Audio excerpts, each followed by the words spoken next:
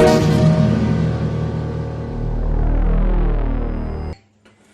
दोस्तों, कैसे हो आप लोग। दोस्तों सॉरी, एक्चुअली मेरे वीडियोस भी थोड़ा लेट आ रहे हैं, थोड़ा सा अपने काम में बिजी दोस्तों।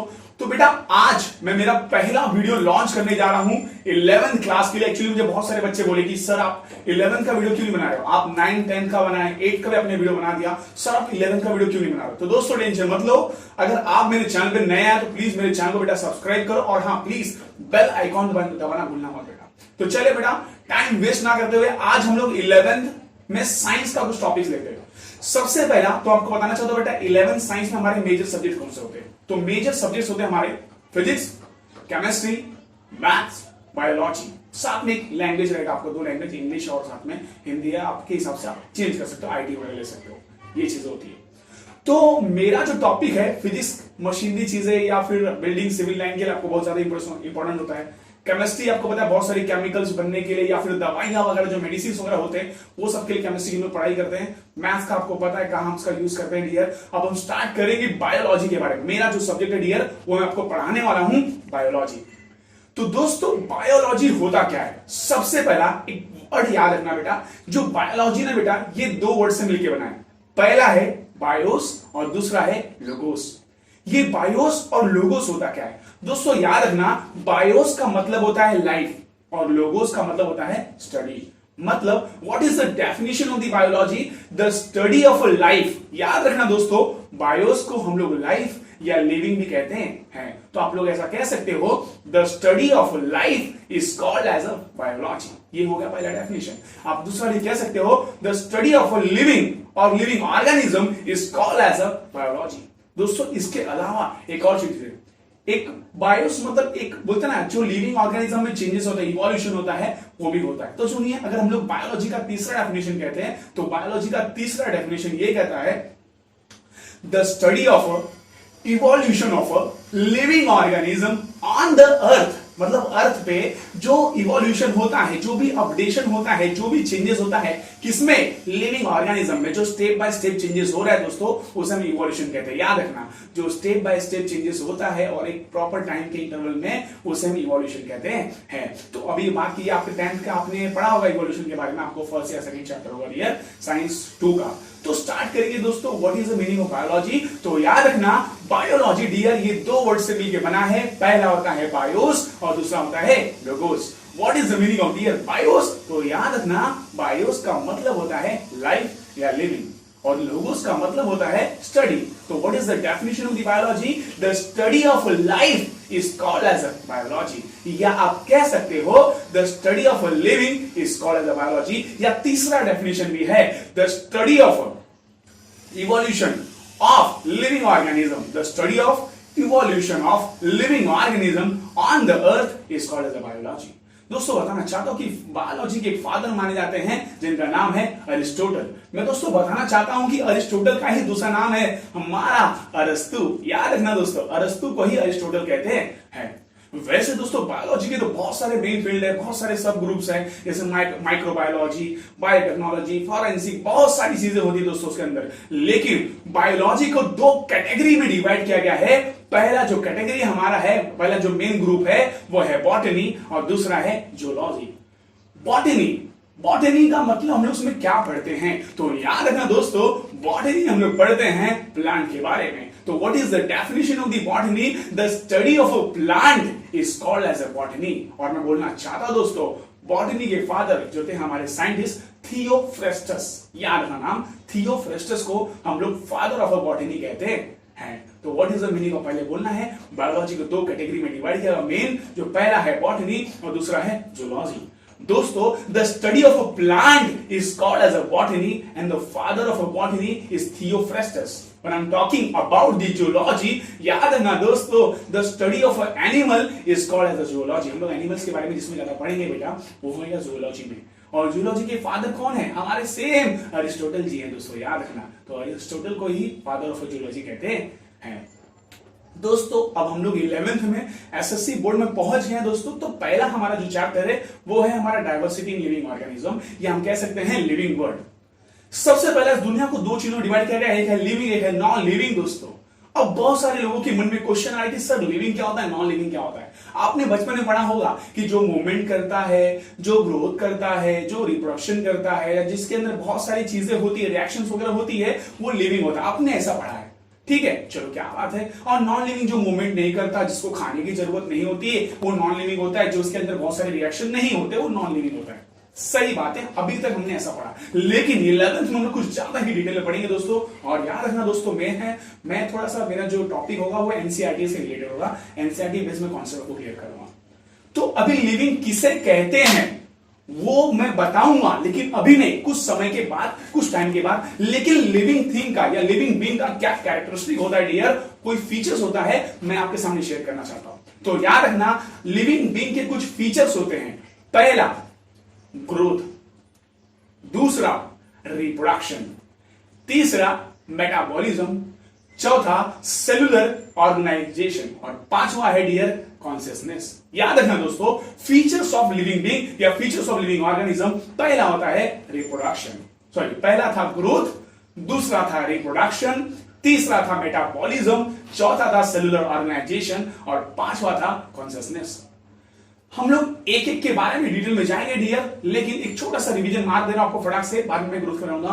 पहले हमने पढ़ा बायोलॉजी। बायोलॉजी दो वर्ड से बना है, बायोस और लोगोस। बायोस का मतलब होता है लाइफ और लोगोस का मतलब study. The study of life is called as biology, and Aristotle is the father of biology. Then the biology categorized into two main groups. The first one is the botany, second one is zoology. The study of a plant is called botany, जिसमें हम लोग Theophrastus उसके father थे, बोला जाता है। Zoology, the study of animal is called zoology, इसके father कौन? अरिस्टोटल थे। अभी हमने स्टार्ट कर रहे बेटा लिविंग और नॉन लिविंग के बारे में। फिलहाल लिविंग के क्या फीचर्स है, तो पहला था ग्रोथ, दूसरा था रिप्रोडक्शन, तीसरा था मेटाबॉलिज्म, चौथा था सेलुलर ऑर्गेनाइजेशन, और पांचवा है दोस्तों, याद रखना, कॉन्शियसनेस, जो आपके डे टू डे लाइफ में होता है। स्टार्ट करेंगे ग्रोथ के बारे में। ग्रोथ होता क्या है? पहले चीज, अगर किसी भी बॉडी का, बॉडी माने कोई भी बॉडी हो सेल दोस्तों, अगर किसी बॉडी का मास इंक्रीज हो रहा है या उसके नंबर ऑफ सेल्स में इंक्रीमेंट हो रहा है, नंबर ऑफ सेल्स में समझते हो, इस दुनिया में हर एक बॉडी दोस्तों पता आपको सेल से बना होता है। जितने भी लिविंग ऑर्गेनिज्म होते हैं सारे के सारे सेल से बने होते हैं। तो what is the meaning of growth? तो याद रखना, increase in mass and increase in number of cells is called as a growth. Increase in mass, मैं बता रहा हूं, ये ट्विन कैरेक्टर है, याद रखना दोस्तों। कभी कभी पूछा जाता है what are the twin character, twin character क्या है ग्रोथ के? तो इंक्रीज इन मास, मास तूफान उठेगा, वो वाला मास नहीं ना करते। मास मानी जो होता है ना, आपको पता है वेट से रिलेटेड होता है, हमारा वजन टाइप का होता है, बट मास और वेट में बहुत डिफरेंस है फिलहाल, लेकिन इतना है ना कि मास और वेट सेम होता है। तो इंक्रीज इन मास या increase in number of cells are the twin character. याद रखना, ग्रोथ के ट्विन कैरेक्टर क्या है? इंक्रीज इन मास या increase in cells, number of cells is called as a growth. मतलब अगर मास में इंक्रीमेंट हो रहा है और नंबर ऑफ सेल्स में इंक्रीमेंट हो रहा है डियर, तो उसको हम लोग कहते हैं ग्रोथ कहते हैं। या साइज में इंक्रीमेंट हो रहा है तो हम कह रहे हैं क्या है? ग्रोथ हो रहा है। तो increase in mass, increase in number of cells या increase in size is called as a growth. दोस्तों बताना चाहता हूं, अच्छा जैसे हम लोग यहाँ पे एक छोटा सा बच्चा है, ठीक है, वो छोटा बच्चा धीरे धीरे 10 साल के बाद बड़ा, एक बड़ा बच्चा बड़ा आदमी बन गया उसको, तो क्या वापस से वो बड़ा वाला आदमी वापस से छोटा बच्चा बन सकता है क्या? नहीं। तो ये जो चीज होता है ये परमानेंट होता है बेटा, परमानेंट चेंज होता है, याद रखना बेटा। अच्छा, क्या वापस से मैं आदमी का बच्चा बना सकता हूं क्या? नहीं। तो ये रिवर्सिबल होता है कि इरिवर्सिबल? तो याद रखना बेटा, ये होता है इरिवर्सिबल। एक चीज और, किसी ने मुझे कहा कि सर जिसमें ग्रोथ होता है वो लिविंग ऑर्गेनिज्म है, लेकिन बेटा ग्रोथ तो बहुत सारी चीजों में होता है। जैसे आप जब कभी समुद्र के किनारे आते हो तो वहां पे माटी रहता है, मतलब जो रेती रहता है, उसका टीला धीरे धीरे धीरे धीरे धीरे धीरे वो भी जमा होता है ना मिट्टी, उसका भी तो ग्रोथ हो रहा है, वो भी तो पहाड़ बन गया ना पूरा पहाड़। तो क्या वो लिविंग थिंग है? क्या पहाड़ लिविंग थिंग है? नहीं, वो लिविंग थिंग नहीं है, वो लिविंग बीइंग नहीं है दोस्तों। तो मुझे बताओ कि ये जो ग्रोथ है वो डिफाइनिंग है क्या? डिफाइनिंग प्रॉपर्टी है क्या? वो डिफाइन करते कि नहीं हाँ ये पक्का लिविंग बीइंग है? नहीं। तो ग्रोथ बेटा नॉन डिफाइनिंग प्रॉपर्टी होती है दोस्तों, याद रखना। पहले मैंने स्टार्ट किया ग्रोथ के बारे में, सबसे पहला याद रखना ग्रोथ क्या होता है? इंक्रीज इन मास या इंक्रीजिंग नंबर ऑफ सेल्स और size is called as a growth. और ट्विन कैरेक्टर क्या है? इंक्रीज इन मास है और increase in number of cells है, ये ट्विन कैरेक्टर याद रखना। क्वेश्चन आता है, एक्चुअली नीट के एग्जाम में 2 मार्क्स के क्वेश्चन आ सकते हैं इसी चैप्टर में से। उसके बाद मैंने आपको बताया कि जो ग्रोथ होता है डियर वो इरिवर्सिबल होता है, वापस से हम लोग चेंज नहीं कर सकते। मतलब मैं बड़ा हो गया, मैं फिर वापस अपने बचपन में जा सकता हूं? नहीं, मैं छोटा नहीं हो सकता दोस्तों। तो बोलते हैं इरिवर्सिबल होता है और ये परमानेंट चेंज होता है। ग्रोथ माने परमानेंट। फिलहाल हमारी बात कर रहा हूं मैं लिविंग बीइंग की डियर, आप वैसे वापस से पहाड़ वगैरह बन गया, उसको आप काट के वापस छोटा कर सकते हो बेटा, वो हो सकता है, वो कर सकता है, लेकिन लिविंग बीइंग की बात करें तो हमारा जो ग्रोथ होता है वो परमानेंट होता है। दोस्तों बताना चाहता हूं कि ग्रोथ के ना डियर बहुत सारे टाइप्स है, जैसे मैं आपको बताता हूं, फिलहाल तो दो टाइप से बताता हूं, दो टाइप का आपको क्लियर करता हूं। ग्रोथ का पहला होता है इंटरनल ग्रोथ और external growth. Internal growth is also called as a intrinsic growth and the external growth is known as a extrinsic growth.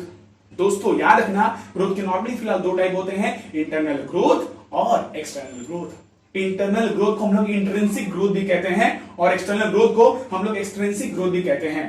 दोस्तों याद रखना, जो इंटरनल ग्रोथ होता है वो लिविंग बीइंग के अंदर होता है और वो एक डिफाइनिंग प्रॉपर्टी है। अगर ग्रोथ का कौन सा प्रॉपर्टी डिफाइनिंग प्रॉपर्टी, तो बोलने का इंटरनल ग्रोथ और intrinsic growth is a defining property for the living organism. External growth किसे कहते हैं या एक्सटेंसिव ग्रोथ किसे कहते हैं? याद है मैंने आपको पहले एग्जांपल दिया कि समुद्र के किनारे रेती जमा हो जाती है, तो मतलब क्या कर रहा है, वो मटेरियल किस पे जमा हो रहा है, सरफेस पे जमा हो रहा है। The accumulation of a material on the surface, याद रखना, accumulation of a material on the surface is called extrinsic growth, is called external growth. Accumulation of material जमा हो रहा है और उससे जिससे टीला बन जा रहा है बेटा, तो एक्सटेंसिव ग्रोथ हो रहा है और ये हो रहा है नॉन लिविंग थिंग में डियर, याद रखना। उसके बाद दोस्तों मैं बताना चाहता हूं कि ग्रोथ के और भी दो टाइप्स होते हैं। एक होता है इनडिटर्मिनेट ग्रोथ, एक होता है डिटर्मिनेट ग्रोथ। इनडिटर्मिनेट ग्रोथ माने क्या होता है, अनलिमिटेड ग्रोथ। इनडिटर्मिनेट मतलब अनलिमिटेड, जिसको हम डिटरमाइन नहीं कर सकते, अनलिमिटेड। और इनडिटर्मिनेट जो ग्रोथ होता है डियर, याद रखना, वो होता है हमारे डियर प्लांट्स में। और हम लोग बात करेंगे डिटर्मिनेट ग्रोथ, वो होता है, वो लिमिटेड होता है, वो होता है एनिमल में।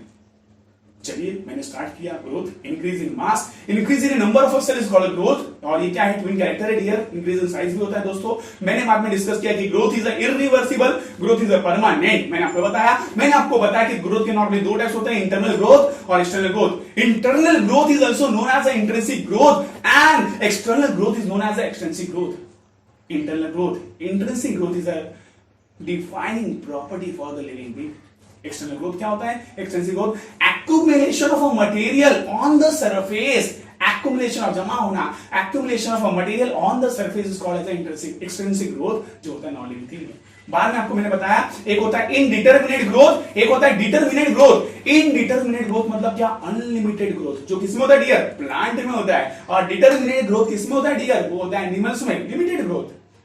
ऐसे ही और दो टाइप्स है, एक होता है लोकलाइज्ड ग्रोथ, एक होता है डिफ्यूज्ड ग्रोथ। लोकलाइज्ड मतलब क्या, कुछ ही पार्ट्स में, फिक्स पार्ट्स में, जहां पे मैं आपको जैसे प्लांट की बात करता हूं, लोकलाइज्ड ग्रोथ नॉर्मली प्लांट में होता है। बताता हूं बेटा क्या होता है कि आपने बचपन में पढ़ा रहेगा, एक मेरिस्टेमेटिक टिश्यू होता है, मेरिस्टेमेटिक सेल से मिलकर जो बनता है, बहुत सारे सेल जब आपस में मिलकर तो टिश्यू बनता है।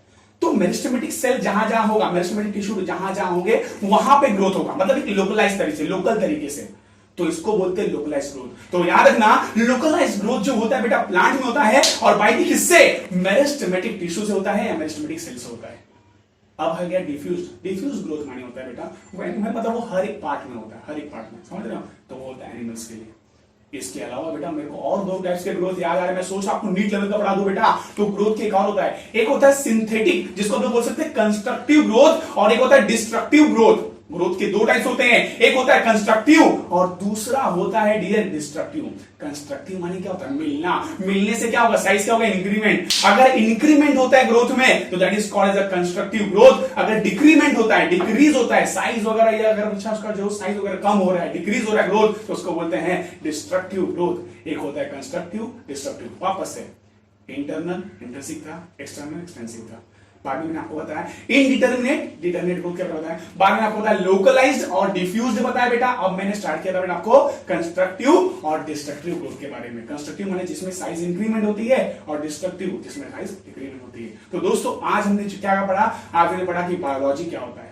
बायोलॉजी दो वर्ड से बना है, बायोस एंड लोगोस। उसके फादर एरिस्टोटल, दो पार्ट, बॉटनी जूलॉजी। बॉटनी के फादर थियोफ्रास्टस, जूलॉजी उसके फादर एरिस्टोटल, जिसमें हम लोग एनिमल की स्टडी करते हैं। बाद में हम लोगों ने पढ़ा लिविंग बीइंग, लिविंग फीचर के बारे में पढ़ा, क्या है कैरेक्टरिस्टिक। पहला था ग्रोथ, मेटाबॉलिज्म, फिर बाद में reproduction, sorry growth, reproduction, cellular metabolism, cellular organisation और कॉन्शियसनेस। बाद में हमने पूरा का पूरा पढ़ा ग्रोथ के बारे में।